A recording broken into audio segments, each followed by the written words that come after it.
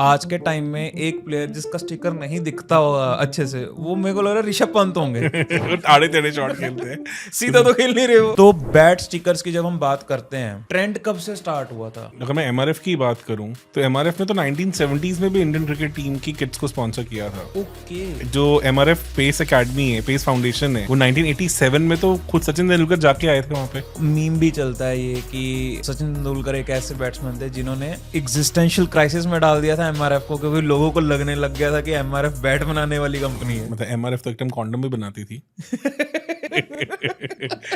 MS Dhoni I think उनके bat के around की स्टोरीज तो काफी लोगों ने उनकी मूवी में भी देखी हैं कि बास ने उनको स्पॉन्सर किया था। बास के जो ओनर है कोहली, उन्होंने काफी प्रेज भी की है। तो उनका जो फ्रेंड परम थे वो पहुंच जाते हैं जलंधर उनसे किट की बात करने। तो उन्होंने कहा था कि तुम पाकिस्तानी प्लेयर्स को सपोर्ट कर सकते हो लेकिन अपने देश के बच्चे को नहीं। तो उन्होंने कहा धोनी कोई तेंदुलकर है। दो जो इंडियन प्लेयर्स जिनके सबसे ज्यादा मीम्स बनते थे, एक नंबर 1 वाज रोहित शर्मा, उनका नाम था मैगी मैन, ठीक है, and then sir Jadeja.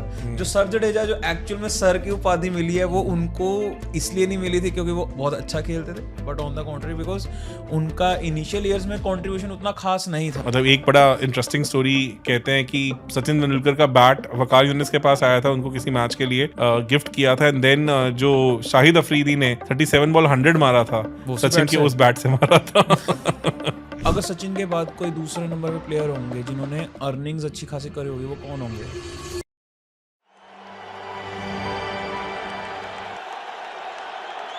Thank you so much, Deepak sir, for joining in Thank this you, sir. session and for coming up with this whole research thing जो मैंने सोची भी नहीं थी कि इतना कुछ है इसमें। तो बैट स्टिकर्स की जब हम बात करते हैं, ये ट्रेंड कब से स्टार्ट हुआ था? क्योंकि ये देखो, अगर मैं एमआरएफ की बात करूं तो एमआरएफ ने तो 1970s में भी इंडियन क्रिकेट टीम की किट्स को स्पॉन्सर किया था। ओके। अगर आपको याद हो तो जो एमआरएफ पेस एकेडमी है, पेस फाउंडेशन है, वो 1987 में तो खुद सचिन तेंदुलकर जाके आए थे वहां पे जब डेनिस लीली ने उनको रिजेक्ट किया था।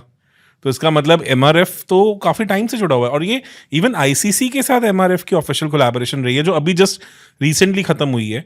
तो they have been associated. Reason भी है ना यार, जो कार टायर्स हैं उनके लिए हाई परफॉर्मेंस एथलीट्स के साथ जुड़ना उनकी इमेज के साथ सिंक इन सिंक जाता है। दैट्स वाई आप देखोगे कि ये जनरली जो मोटर स्पोर्ट्स हैं उनको भी काफी, तो चलो करेंगे ही प्रमोट, बट जहां पे भी हाई परफॉर्मेंस चीज है, बैट्समैनशिप हो गई, फुटबॉलर्स हो गए, वहां पे for them it makes sense because it resonates with their brand really well. तो 1987 में एमआरएफ पेस एकेडमी आई है, 70s में इंडियन क्रिकेट टीम की किट्स को स्पॉन्सर की है।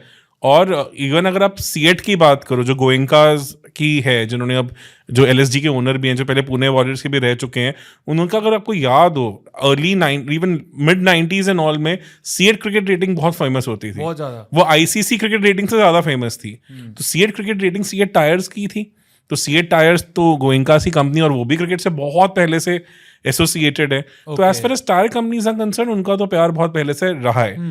फिर कुछ बैट मेकर्स भी हैं, ग्रे निकोलस हो गया आपका, बीडीएम हो गया आपका, ये बास हो गया एंड ऑल, जो स्पोर्ट्स मेकिंग हैं और जो बैट्स बनाते हैं वो भी काफी अग्रेसिवली करते रहते हैं प्रमोट। मतलब एक काफी ज्यादा मीम भी चलता है ये कि सचिन तेंदुलकर एक ऐसे बैट्समैन थे जिन्होंने कहीं ना कहीं एग्जिस्टेंशियल क्राइसिस में डाल दिया था एमआरएफ को, क्योंकि लोगों को लगने लग गया था कि एमआरएफ बैट बनाने वाली कंपनी है। मतलब एमआरएफ तो एक टाइम कॉन्डम भी बनाती थी।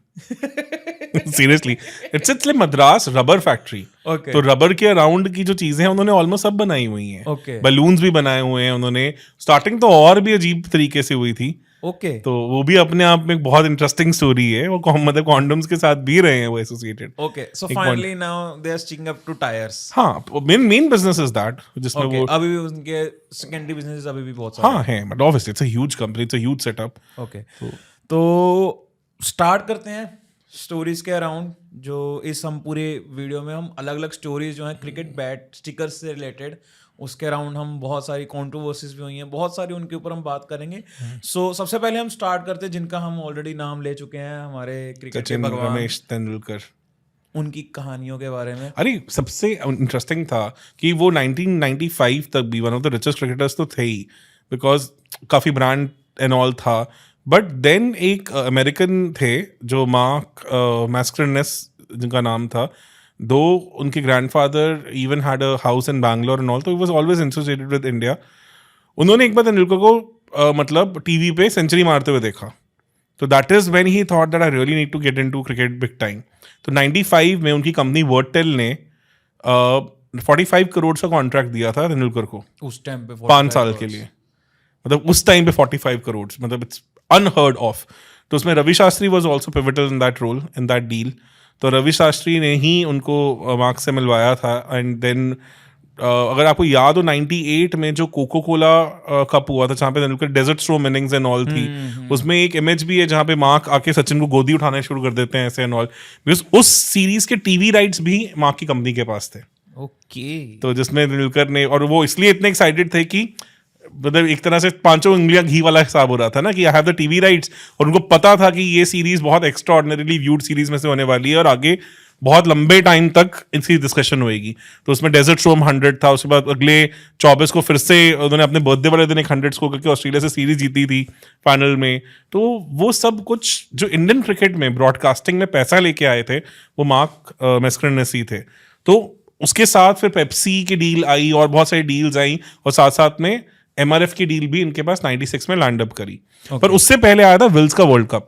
ओके। अगर आपको याद हो 1996 का जो वर्ल्ड कप था वो विल्स ने स्पॉन्सर किया था, जो कि ITC का ब्रांड था बेसिकली सिगरेट्स का। ओके। तो Tendulkar being one guy who never wanted to promote tobacco because of his father, उन्होंने अपने बैट पे स्टिकर लगाने से मना कर दिया था कि मैं, फादर मतलब उनके फादर इस चीज को के लिए थोड़े एंटी रहे हैं, फैमिली वैल्यू सिस्टम कह लीजिए। Okay. नेवर, आपने कभी भी उनको कभी गुटखा एड नॉल में भी नहीं देखा होगा जब उनको 20-20 25-25 करोड़ भी ऑफर हुए हैं। तो उसमें विल्स का अगर आपको याद हो तो राहुल द्रविड़ के बैट के ऊपर विल्स का स्टिकर होता, तो उस एरा में बहुत सारे प्लेयर्स के। Tendulkar did not go for it, जबकि 2012 में तेंदुलकर ने बताया था कि ऐसा कुछ नहीं है, मैं एक्चुअली में प्रैक्टिस के टाइम पे अजीत वाडेकर सर का बैट था उठाया था, उस पर स्टिकर नहीं था, and I was feeling good about it दो इट वाज लाइट, तो मैंने उसी से खेलना शुरू कर दिया।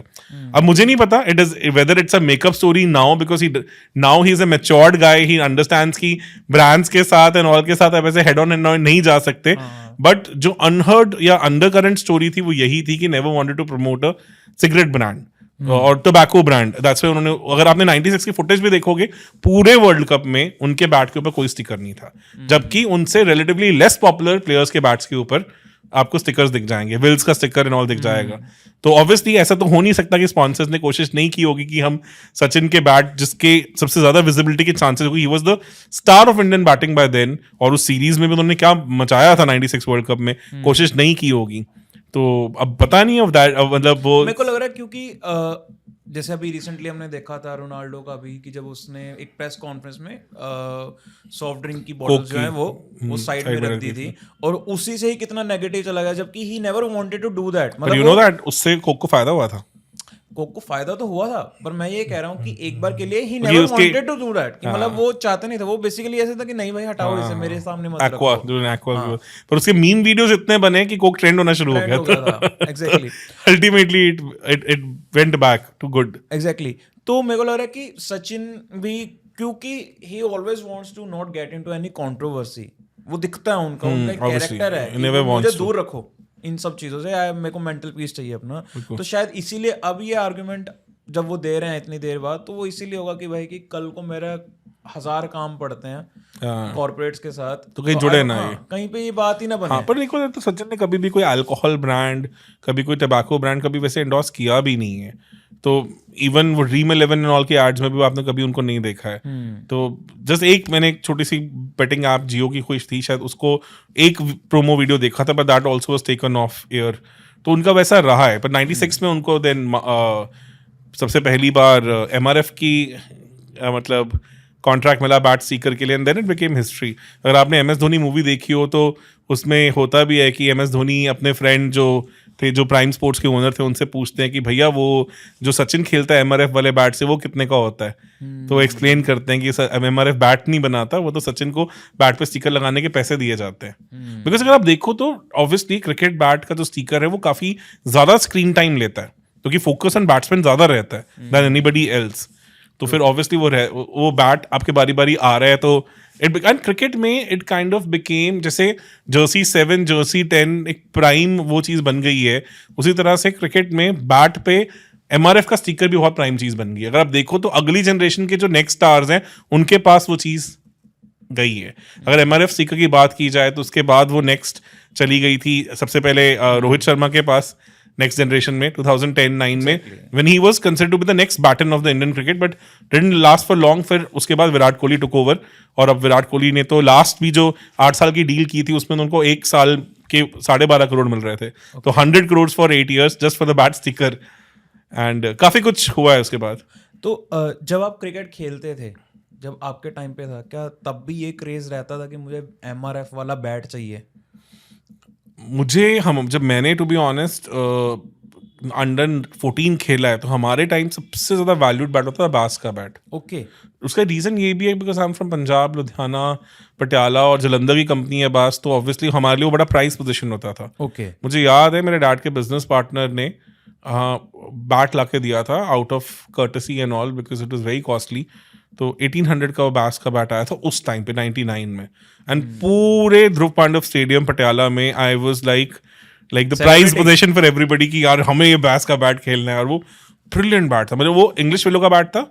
मुझे याद है मेरे पास कश्मीरी पिलो का बीडीएम का बैट भी होता था, पर दोनों के अंदर वेट के नॉकिंग का बहुत फर्क था. ओके. बीडीएम का बैट काफी भारी होता था. कोई हम एक मेंबर्स ओनली पॉडकास्ट इस पे भी करेंगे बैट के विलोज के ऊपर कंपैरिजन में. अच्छा, तो उसके बाद जब ये MRF की इतनी लंबी चली, उसमें MRF ने ये देखा कि सचिन के साथ इट्स वर्किंग, तो उन्होंने और भी साइन करे थे उस वक्त. हाँ, उन्होंने they brought in Lara, they brought in Steve Waugh. एक बार तो बड़ा अच्छा एड कैंपेन भी चला था इन तीनों के around, obviously because Steve Waugh no doubt didn't stay for that long because वो रिटायर हो गए थे, बट लारा और सचिन ने तो लेगेसी को काफी कंटिन्यू की है. और आई थिंक 2008 के बाद जाके सचिन ने देन स्विच किया था टू एडिडास. और then he also associated with Apollo के साथ बैट कॉन्ट्रैक्ट साइन नहीं हुआ था, पर अपोलो को उन्होंने एज अ 5-year डील के दौरान प्रमोट किया है. तो ऐसा नहीं था कि उनका MRF से कोई फॉल आउट था, जस्ट दैट कि MRF passed on the baton to the new next big player. Makes sense. और ऑब्वियसली 2007 जैसा साल गया 6-7, तो किसी ने सोचा भी नहीं था कि सचिन दोबारा वैसा पीक करेंगे, जबकि 8 से 11 तो उनका इनसेन पीरियड रहा है. तो it was logical way forward for them to invest in the next generation.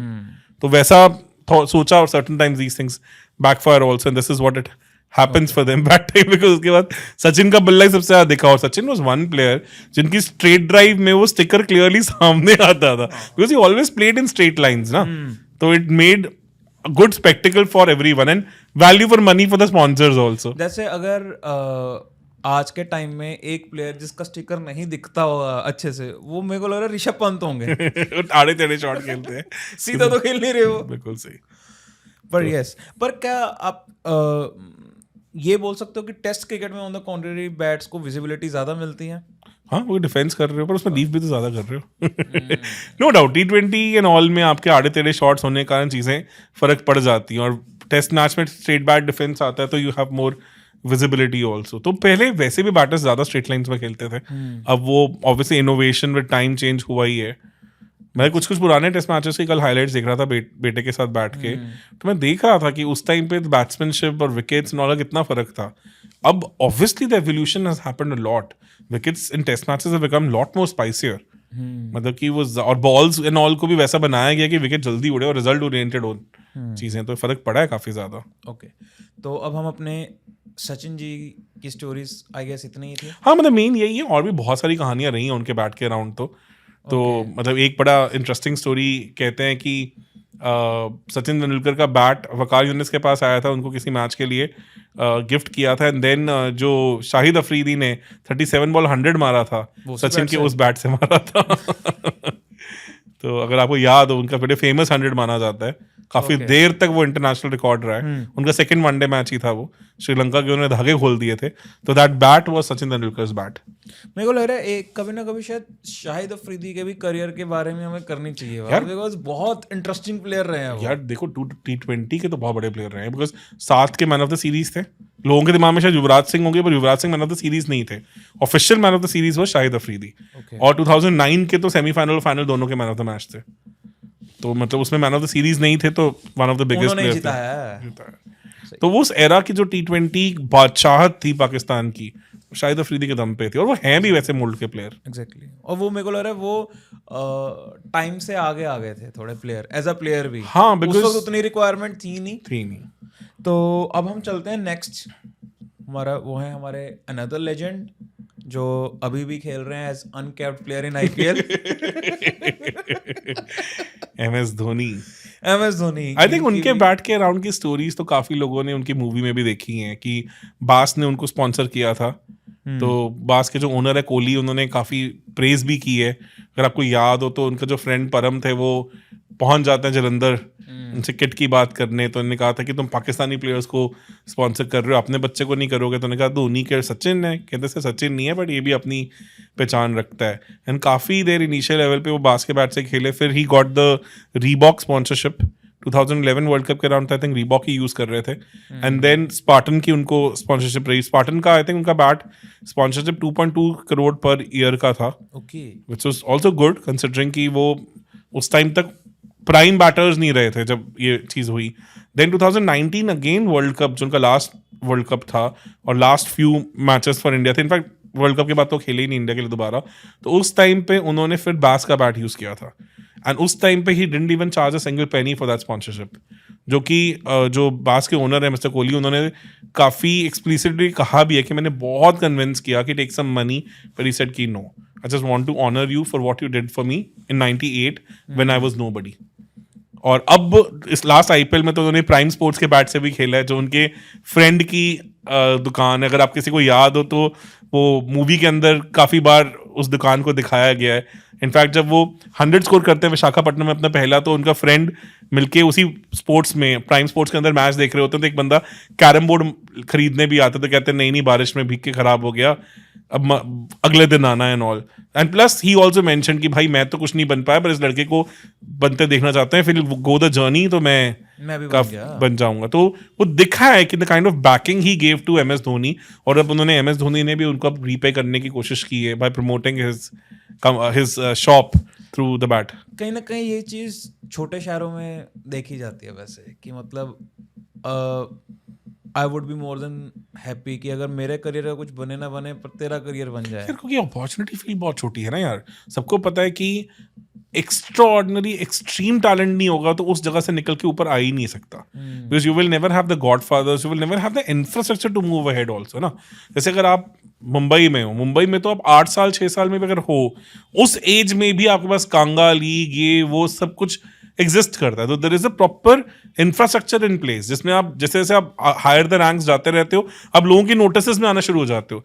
13-14 साल के बच्चों को तो अगर आप देखो तो international level of cricketers notice करना शुरू कर देते हैं।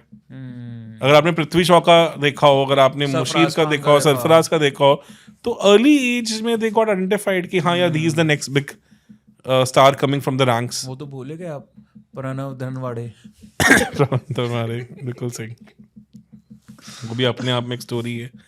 तो ये रीजन था, but Dhoni also had a pretty I think strong legacy, इतने बड़े बैट्समैन रहे हैं ऑल रहे हैं, but he is also been, plus ना धोनी इज वन गाय यार who understands the economy and everything of the things really well. तो उन्होंने मतलब IPL के टाइम से लेके अपनी लेगेसी एंड ऑल को बड़े तरीके से बिल्ड किया है। एंड कूल हेडेड बंदे हैं, उनको पता है कि there is a way to it, अगर मैं वो करता रहूंगा तो पैसा ऑटोमेटिकली फ्लो इन करता रहेगा। तो उस वाले हिसाब में रहे हैं। तो उन्होंने इन चीज़ों को बहुत ज़्यादा प्रेस्टीज नहीं बनाया कि हाँ मेरे पास भी MRF का ही बैट होना चाहिए, वो सब चीज़ें नहीं की हैं। He is always been that guy कि ठीक है यार, let somebody else take the limelight, I will be in my corner doing my things. जैसे हम जनरली हमने एक बहुत बार ये एनालिसिस भी देखा है कि मतलब जो हाईएस्ट अर्निंग प्लेयर्स रहे हैं, तो सबसे पहले सचिन तेंदुलकर थे जो जिन्होंने असली पैसा कमाया 100 CRs में जो गए थे पहले प्लेयर, फिर सेकंड थे MS धोनी, फिर थर्ड थे विराट कोहली है ना। अब विराट कोहली के बाद अब गेम अब कमर्शियलाइज ही बहुत ज्यादा हो चुका है। अब उसके बाद IPL आफ्टर विराट कोहली, मतलब अब जो IPL जो हम देख रहे हैं, अब उसमें 100 CR में बहुत सारे प्लेयर्स बन रहे हैं, उसमें कोई बड़ी बात नहीं रही है। आप ये समझो, आपको 27 करोड़ तो सीधा IPL से मिल रहा है सीधा ही। तो दैट मीन्स कि मतलब अब आप उसमें तो आप सोचो ना, पृथ्वी शॉ जैसा इंसान जो इंडियन टीम के कंटेंशन के आसपास भी नहीं है, जो तो अब टू बी ऑनेस्ट मुंबई के लिए भी नहीं खेल पा रहा, जो विजय हजारे की उसमें कि सिलेक्ट भी नहीं हो पा रहा, there is a very good chance by the time he will end up playing, he will hang up his shoes, उसके भी आराम से 100 करोड़ प्लस की कमाई हो चुकी होगी just because of IPL and all. कोई एक आधा सीजन तो और रेलेवेंट बनेगा ना, कुछ कुछ तो कर 5-7 करोड़ एंड ऑल प्लस, और बेंचमार्क भी तो ऊपर जाता जाएगा ना आईपीएल का और। तो अब ये सोचो कि गेम कितनी चेंज हो चुकी है, मतलब ये चीजें थोड़ी पहले पॉसिबल थी, सवाल ही नहीं उठता। वैसे सचिन के टाइम पे मतलब अगर सचिन के बाद कोई दूसरे नंबर पे प्लेयर होंगे जिन्होंने अर्निंग्स अच्छी खासी करी होगी, वो कौन होंगे? राहुल द्रविड़ को स्टार्टिंग में बहुत विजिबिलिटी मिली थी। Rahul Dravid used to use Wills bat, Azhar को मिलती थी, अजहर आल्सो यूज्ड रीबॉक का बैट भी उन्होंने यूज किया था, अगर आपको याद हो तो। ओके, बट अजहर समाओ उतना उठा नहीं पाया बिकॉज 99 तक आते आते वो रेलेवेंट होना शुरू हो क्योंकि गए। वो फिर वो फिक्सिंग वाला जब हो गया फिर उसके बाद तो खत्म ही हो गया उनका। राहुल द्रविड़ का जो जोहानिसबर्ग में डेब्यू 100 था, 140 प्लस जो उन्होंने स्कोर किया था, वो विल्स के बैट से था। उनका फर्स्ट 100 जो था ओडीआई में, वो विल्स के बैट से था। सो ऐसा क्यों कि उनको फर्स्ट मतलब अगर वो डेब्यू कर रहे हैं उनको तभी उनको स्पॉन्सर्ड है? क्योंकि क्योंकि बहुत सारे 96 में वर्ल्ड कप में तो विल्स आ ही गया था ना फुल टाइम। उस टाइम पे तो Wills was also like Indian cricket team की किट स्पॉन्सर था ना। तो वो तब स्काउटिंग कर रहे थे बेसिकली सॉर्ट ऑफ कि कौन सा नहीं, तब प्लेयर अच्छा है तो उसको विल्स स्पॉन्सर वाज करते हैं। लाइक द ऑर्गेनिक और द नेचुरल ओके थिंग कि ऑलमोस्ट हर कोई कर ही रहा था उनसे एसोसिएट। ओके, उसके बाद उन्होंने विल्स के बाद फिर ब्रिटानिया पे गए, क्योंकि विल्स तो एज अ ब्रांड ही काफी डिमोलिश हो गया। ये तो खासियत रही है, जिन्होंने भी इंडियन क्रिकेट किट को स्पॉन्सर किया है वो ब्रांड्स ही खत्म हो जाते हैं। एमआरएफ तो है। नहीं, एमआरएफ ने तो किट की बात कर रहा हाँ, मतलब 70s में किया आ था। जाएगा रिसेंटली, बायजूस, सहारा सभी हैं, लाइन से है। तो फिर ब्रिटानिया के साथ तो बहुत सारी स्टोरीज है, मतलब कि ब्रिटानिया एग्जैक्टली नहीं, बट जो किसान है जो अब एचयूएल के पास है ब्रांड, उसमें जो द्रविड़ है उनके फादर भी जॉब करते थे ओके किसान जैम में। दैट्स व्हाई अगर आपको याद हो तो राहुल द्रविड़ का क्रिकेट सर्कल्स में नाम जैमी था। एक उनकी एड भी आती होती थी किसान जैम की, जैम जैम जैमी वो वाला। जेमी उनका नाम था। हाँ हाँ, तो उनके फादर किसान से जुड़े हुए थे, पर Britannia is a different company, तो उन्होंने ब्रिटानिया के बैट से बहुत टाइम खेला है। ब्रिटानिया के साथ बैट से तो बहुतों ने खेला, सहवाग, गांगुली, लक्ष्मण, सबके पास ही ब्रिटानिया का बैट रहा है काफी टाइम। ओके, तो मतलब obviously Sehwag went with the image also because of his दूध की शक्ति। It kind of resonated with the brand really well. और Britannia was expanding big time in late 90s and early 2000s in India. तो इन्होंने सबसे main जो मतलब fab 4 में से पहले 3 तो चक ही लिए थे इन्होंने। सारे ही थे, फैब 5 में से 4 तो थे ही ना। सचिन नहीं थे, वो सचिन अफोर्डेबल तो चलो अलग ही लीग था ना, वही जो अभी अश्विनी ग्रोवर कह रहा था कि एक तरफ कोहली एक तरफ बाकी टीम वाली कहानी थी, वो तो फिर आप डिस्कस भी नहीं कर सकते। तो द्रविड़ के बाद हम बात करते हैं विराट कोहली की। Obviously, वैसे I think Rohit Sharma comes little earlier because Rohit Sharma packing order में पहले आए थे अगर देखा जाए तो Rohit Sharma obviously started batting order में तो नीचे आ गए हैं। हाँ हाँ, सबसे पहले उनके पास रीबॉक का बैट होता था, और बीच में जब उनका 2009 और 8 में वीबी सीरीज एंड ऑल के बाद एकदम से उनके स्टॉक्स थोड़ी ऊपर गए थे, तब उनको 9 में अब तेंदुलकर से जब हटे थे तो एमआरएफ का पहला कॉन्ट्रैक्ट रोहित शर्मा को ही मिला था, but didn't stay for that long because एकदम से परफॉर्मेंस बहुत बुरी तरह, बिकॉज रोहित शर्मा बहुत अनकंसिस्टेंट थे उस वक्त। उसने तो एकदम से बहुत ज्यादा डिप किए थे, बहुत ज्यादा। फिर एकदम से Virat Kohli stocks went up. हाँ, मतलब एक टाइम है जब आप ये समझो कि ट्रोल क्रिकेट नाम से एक पेज होता था फेसबुक पे, बहुत ज्यादा चलता था। मतलब we all used to like see कि आज कौन कौन सी पोस्ट डलेंगे उस पे, और 2 या 3 मीम ही डलते थे या 4 मीम डलते थे उस वक्त, और स्टैटिक पोस्ट होती थी, not videos at that time. And I am talking about 2011। तो तब 2 जो इंडियन प्लेयर्स जिनके सबसे ज्यादा मीम्स बनते थे, एक नंबर 1 वाज रोहित शर्मा, उनका नाम था Maggi man 2 minute Maggi man, क्योंकि 2 मिनट में वो आ जाते हैं वापस आ जाते हैं, ठीक है। एंड देन सर जडेजा, जो सर जडेजा जो एक्चुअल में सर की उपाधि मिली है वो उनको इसलिए नहीं मिली थी क्योंकि वो बहुत अच्छा खेलते थे, बट ऑन द कॉन्ट्री बिकॉज उनका इनिशियल ईयर्स में कंट्रीब्यूशन उतना खास नहीं था। सर जडेजा उनको एक मैच के कारण मिली थी। ओके, बहुत खतरनाक मैच, अगर याद हो तो एक हैदराबाद में मैच हुआ है, इसमें सचिन ने 175 मारे थे, India was chasing 350, one of the best knocks of Sachin Tendulkar ever माना जाता है। उसमें सचिन जब आउट हुए थे तो इंडिया को 18 रन चाहिए थे 3 ओवरों में, तो उनमें से एक बैट्समैन जडेजा थे, तो Jadeja couldn't finish that match of, तो इंडिया 2 या 3 रन से मैच हार गया था। उस मैच के बाद जैसे इनके साथ ये सर टाइटल जुड़ गया था। और फिर जब भी उनकी पूरी परफॉर्मेंस होती थी तो फिर वो ट्रोलिंग होनी शुरू हो जाती थी। तो उस मैच के कारण वो क्योंकि इतनी लेजेंडरी नॉक थी, मुझे याद है 1-2 ऑफ ड्राइव्स तो ऐसे मारे थे सचिन ने कि कमेंटेटर बोल रहे थे कि they are commentator standing in the commentary box and clapping, कि भाई ये क्या हो रहा है, कि वो वाचिंग समथिंग एक्स्ट्रा ऑर्डिनरी। तो वो कहानी उनसे जुड़ी थी। रोहित शर्मा ने ऑब्वियसली बहुत बड़ा रीबैक, मतलब उसके बाद एसएस के बैट से खेले, एसएस के बैट भी बहुत लोग यूज करते हैं। देन अल्टीमेट जो उनकी थी कहानी जहां से चेंज हुई वो तो सीएट से हुई है। मतलब सीएट के साथ तो एक लेजेंडरी पार्टनरशिप है उनकी। मतलब एक तरह से देखा जाए तो सीएट जो बैट्स में आया है और पॉपुलर हुआ है उसका काफी मेजर रीजन रोहित शर्मा है, जबकि वो ऑन द फ्रिंजेस तो काफी टाइम से ही रहे हैं। जैसे मैंने कहा कि सीएट क्रिकेट रेटिंग के कारण रहे हैं, फिर वो आईपीएल में इंटरेस्टेड रहे हैं। उन्होंने पुणे मतलब सुपर जायंट्स के वो ओनर थे, फिर उसके बाद एलएसजी के अब ओनर्स हैं। बट जो एक वो उनको एक return into fame of cricket again मिला, तो जब सीएट क्रिकेट रेटिंग थोड़ी रिलेवेंट हो गई तो वो रोहित शर्मा के साथ स्पॉन्सरशिप डील से मिला। बड़ी इंटरेस्टिंग स्टोरी है। 2016 में इन्होंने ईशान किशन को भी डील दी थी, अच्छा सीएट ने। और 2016 में उस टाइम पे ये इनकी जो टीम थी पुणे वॉरियर्स, उसका कैप्टन MS धोनी था। And then they had very rough and hard time with him. हाँ, बिकॉज ऐसा लग रहा था कि कोई बदला लिया जा रहा है, आप स्टीव स्मिथ को कैप्टन बना रहे हो। वो तो अगले धोनी की सीजन में जगह। बने ना, 17 में बने वो। हाँ हाँ, बट 16 वाले सीजन में मतलब काफी ज्यादा अच्छा, उसमें भी रिफ्ट्स थे काफी। उसमें तो प्रॉपर ऐसा मैंने देखा है कि जो अभी मतलब जो बड़े गोइंका साहब हैं, who is the owner of LSG, उनके छोटे ब्रदर ने तो आउट एंड आउट पोस्ट डाली हैं सोशल मीडिया पे, जहाँ पे रोहित वो धोनी के स्टैट्स डिस्कस कर रहे होते थे। बहुत कुछ मतलब अगली स्पैट था वो, बहुत अगली सीन था। The best part is MS Dhoni never replied to it, he never went public and said anything out it. पर उसी टाइम पे झारखंड से ही आने वाला एक अंडर 19 के प्लेयर को सीएट की स्पॉन्सरशिप मिलना, जो कि खुद एक विकेट कीपर बैटर था and next big thing in Indian cricket माने जाने वाला था, उसे बैक करना, ठीक है ना, उसे एक अच्छी स्पॉन्सरशिप देना।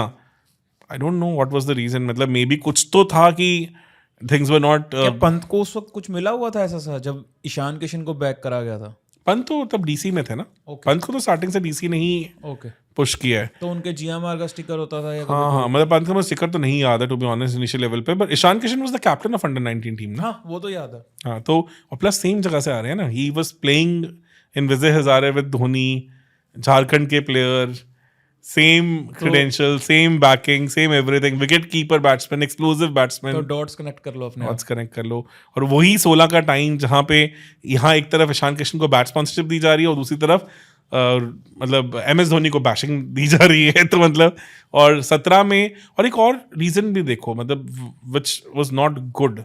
16 के सीजन में Ashwin was not well, he also had injury, other players were also all over the place. जबकि 17 में जब स्मिथ को कैप्टनसी मिली, Stokes had a brilliant season, Washington Sundar was such a big find and lot of pieces came together. और जब भी तुम एक नई टीम बनाते हो फर्स्ट सीजन में, तो यार तुम अपना मोजो फाइंड भी कर रहे होते हो ना।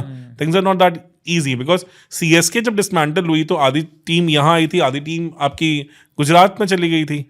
तो सेम टाइम पे आपको एक नया विनिंग फॉर्मूला बनाना इतना ईजी नहीं होता था। It was very harsh on Dhoni also. And उसके बाद फिर स्मिथ ऑल्सो वॉज नो बडी इन 2016, वो भी थोड़े ज्यादा बेटर एस्टैब्लिश प्लेयर बन गए, पर he was a good test player but not somebody was known in T20 circles. तो धोनी के साथ तो काफी रफ हुआ, बहुत रफ हुआ, बिहाइंड द सीन्स भी और in front of the scenes भी। और क्या ये भी एक कंसर्न हो सकता है कि कहीं ना कहीं धोनी ने जो सीएट को प्रमोट नहीं करा, ये भी एक वन ऑफ दोज हो सकता है कि ईशान किशन को दे रहे हैं कि जैसे हो सकता है, maybe इन्होंने ऑफर करा हो कि भाई आप हमारी टीम I में don't हो। have the legit sources to verify that, इसलिए ऐसी कोई बात बोलनी नहीं चाहिए जिसका नहीं पता। But maybe it can be one of the controversial stories behind the scenes कि maybe they wanted, because MS Dhoni was the captain of Indian white ball team at that time. Peak So पे they- थे? peak पे तो नहीं थे, peak पे तो जाने शुरू हो गए थे।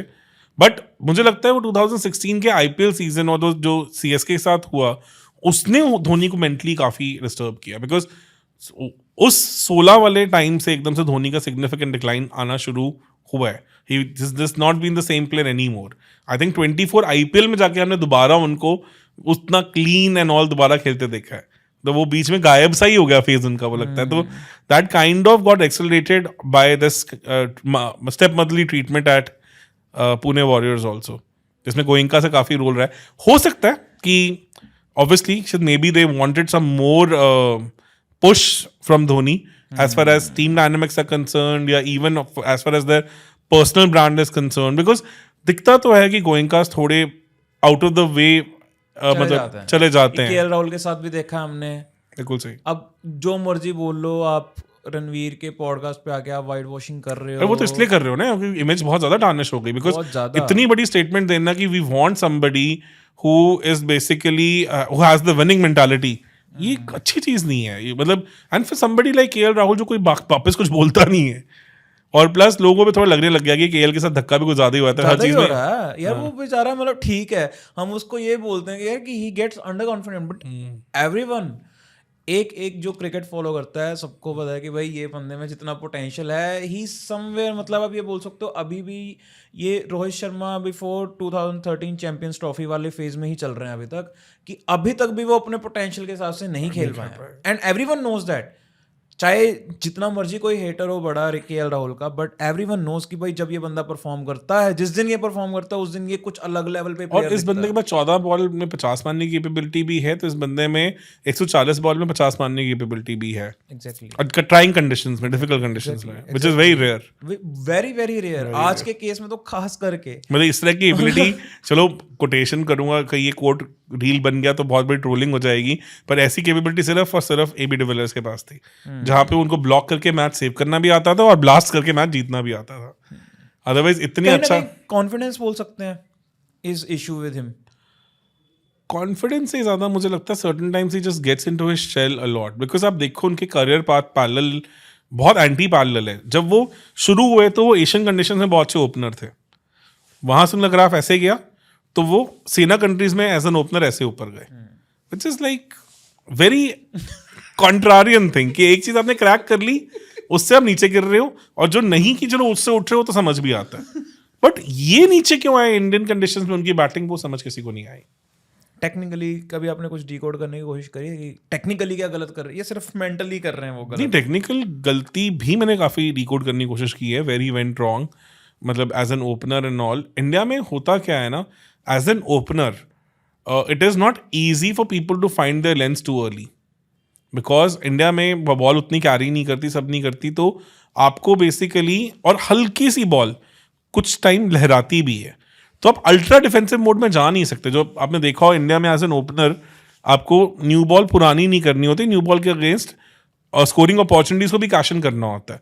मुझे लगता है वो जो मोल्ड उन्होंने सेना में पकड़ा कि स्टार्टिंग में आके मैं बॉल लीव करूंगा, पंगे नहीं लूंगा, वो यहाँ पे थोड़ा बैकफायर कर जाता है, बिकॉज एक आधी बॉल नीचे रह जाती है, एक आधी बॉल लीव करने गए तो आप लेंथ पे लीव नहीं कर सकते, वो बॉल एलबी बोल्ड के आप कैंडिडेट बन जाते हो. वो कंसर्न्स राहुल के साथ ज्यादा आए हैं, because something which becomes a natural kind of a thing for him in SENA countries becomes his nemesis in India, because India में बॉल उतनी बाउंस नहीं करती है, तो आप एलबी बोल्ड इन सबके कंटेंडर्स ज्यादा होते हैं, फिर लीविंग बॉल्स ऑन लेंथ, अब वो नहीं कर सकते. मेरे को एकदम से याद आया, हमारा जो पॉडकास्ट का टॉपिक है वो कुछ और है. ये आपने क्वेश्चन पूछा, मैं कहा चलो आंसर तो देना चाहिए. एक्चुअली कह रहा है चुल मेरी भी होती है कि हाँ, मैं पूछ लूं, ठीक है, पर एंड में भी मेरे को एकदम से याद आता है मैंने क्वेश्चन तो पूछ लिया. अब टॉपिक पे आते हैं वापस, एमआरएफ और विराट कोहली. हाँ, अब हम आने वाले थे विराट कोहली पे. तो विराट कोहली का बताइए कैसा. अब तो यार 16 के बाद तो मतलब 8 साल की उन्होंने डील की थी, 12.5 करोड़ पर साल, 100 करोड़ की डील, और उसके साथ साथ एबी डिविलियर्स को भी मिला एमआरएफ का बैट, फिर इवन गौतम गंभीर के पास भी था एमआरएफ का कॉन्ट्रैक्ट, फिर पृथ्वी शॉ को उन्होंने बहुत जल्दी बैक किया था एमआरएफ के उसके साथ. अगेन वही सेम लेगेसी कि जो अगला नया बड़ा प्लेयर आने वाला है, और पृथ्वी शॉ डेफिनेटली मतलब शुभमन गिल एंड ऑल से पहले दिखते थे कि शायद ज्यादा लाइमलाइट में आएंगे. इसीलिए बहुत बड़ी बात हो रही है उनके बारे में कि वो नहीं सिलेक्ट हुए. इतनी बड़ी हाइप, आप ये समझो मिलियंस ऑफ व्यूज आ रहे हैं सिर्फ इसी चीज पे कि पृथ्वी शॉ क्यों नहीं खेल रहे हैं, क्यों नहीं हो रहे. मतलब everyone is interested because cricketing circles में एवरीवन न्यू, उनको जो टैग मिल गया था बहुत जल्दी नेक्स्ट सचिन का, वो उसका फायदा और नुकसान दोनों ही देखना पड़ रहा है पृथ्वी शॉ अरे को। ये तो मैंने देखा भी है यार 2024 आईपीएल में मैं ताज में था, मैंने पहले भी बहुत बार बताया है, तो I saw Prithvi Shaw around 2-3 बजे के आसपास। उस दिन ऑप्शनल प्रैक्टिस डे था, तो पृथ्वी शॉ दिखे, मतलब वो कैफेटेरिया में गए, खाया पिया और चुपचाप टहलते टहलते अपने रूम की तरफ शॉर्ट्स में कि भैया कौन प्रैक्टिस कौन क्या।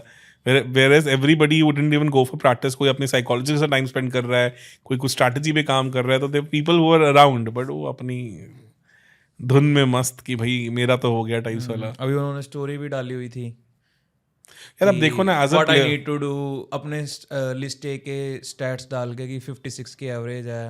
वैसे लिस्ट ए में 56 की एवरेज कैसी है? यार मैं ये बताता हूँ, लास्ट 12 मैचेस में अगर आप नोटिस करोगे तो ऋतुराज गायकवाड़ की 900 हैं लास्ट कितने मैचेस? 12 मैचेस में, 12 मैचेस में 900 है। विजय हजारे में।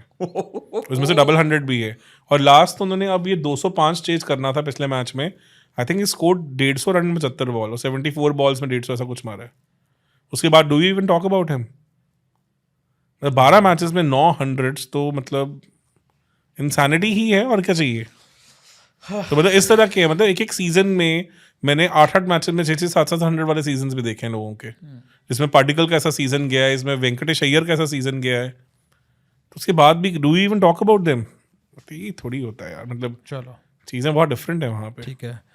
What I need to do का आंसर मेरे को लग रहा है हमने पृथ्वी शॉ को दे दिया है। You need to score more, you have to work on your fitness, 7-8 kgs lose करो मेरी तरह, जैसे मुझे भी करने की जरूरत है। 7-8 से थोड़ा और मल्टीप्लाई कर दो।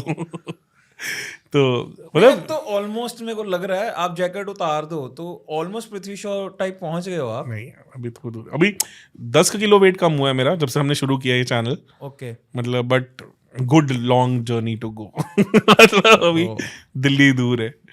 तो मतलब एमआरएफ का बैट की ही बात कर रहे थे, बड़ी इंटरेस्टिंग स्टोरी है। अभी गाबा टेस्ट मैच में इंडिया ने फॉलो ऑन बचाया था, तो उसमें जो बैटिंग करते हुए हमारे आकाशदीप बैट यूज कर रहे थे वो एमआरएफ के स्टिकर वाला बैट था। ओके तो वो विराट कोहली ने उनको कुछ टाइम पहले गिफ्ट किया था। तो वो जो छक्का भी बना रहा था उन्होंने कमेंट्स को आगे, इसमें विराट कोहली बाहर आते हैं ओ ऐसे करके, बड़ा फेमस वो मीम एंड ऑल चला है कि इट्स लाइक अ, जैसे एक छोटा बच्चा खिलौने को देख के खुश हो रहा होता है, तो वो इसलिए भी हो सकता है कि भाई मेरे बैट से मारा है। तो वो विराट कोहली का बैट था जिससे उन्होंने छक्का मारा, इसलिए उनके एमआरएफ के स्टिकर के ऊपर लगा हुआ था उसके ऊपर। नहीं तो आकाशदीप को एमआरएफ ने भी स्पॉन्सर नहीं किया। मैं भी यही सोच रहा हूँ।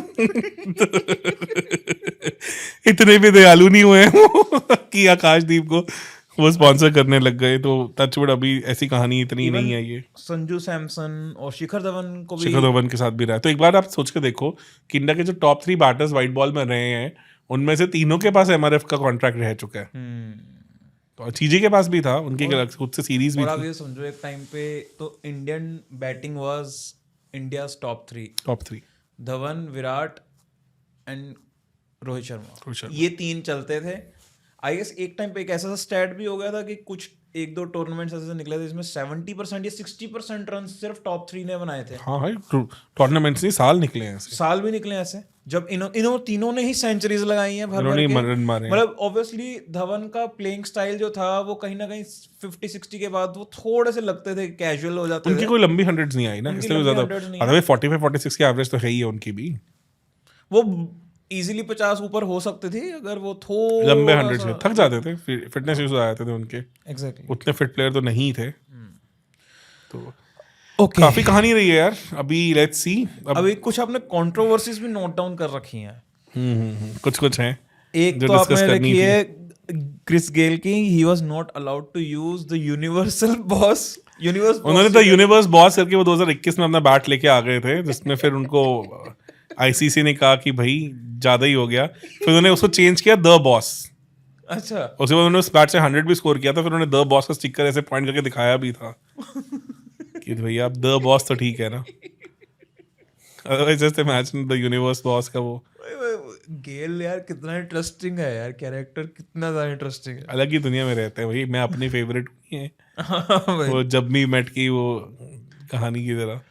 उसके बाद मतलब एक बटलर के साथ भी हुआ अभी रिसेंटली 2024 वर्ल्ड कप में। अच्छा तो उसमें वो वाइटलिटी ब्लास्ट के लिए जिनका होता है टूर्नामेंट T20 हाँ 100 करके जिनका टूर्नामेंट होता है उसमें वाइटलिटी बेसिकली स्पॉन्सर करती है, इट्स इंश्योरेंस कंपनी। तो जो वर्ल्ड कप हुआ था उसमें भी कुछ कोर स्पॉन्सर्स थे जिनके साथ डायरेक्ट कन्फ्लिक्ट ऑफ इंटरेस्ट था, तो they were not allowed to use the logo of vitality on their bat. तो आई थिंक बटलर ने ध्यान नहीं दिया कि उससे पहले पाकिस्तान के साथ T20 सीरीज हुई थी इंग्लैंड में, तो was using that same bat, but इस टूर्नामेंट में he was not allowed to. तो पहला मैच इनका था स्कॉटलैंड के अगेंस्ट, जो बारिश के कारण खत्म हो गया, तो इंग्लैंड की बैटिंग ही नहीं आई। तो जब 8 जून को ऑस्ट्रेलिया अगेंस्ट ये बैट करने आए तो his bat was having that sticker, तो he was asked to remove that sticker by the umpires because it was not allowed. और एक उस्मान ख्वाजा का भी रहा है। वो तो महान कहानी है वो भी।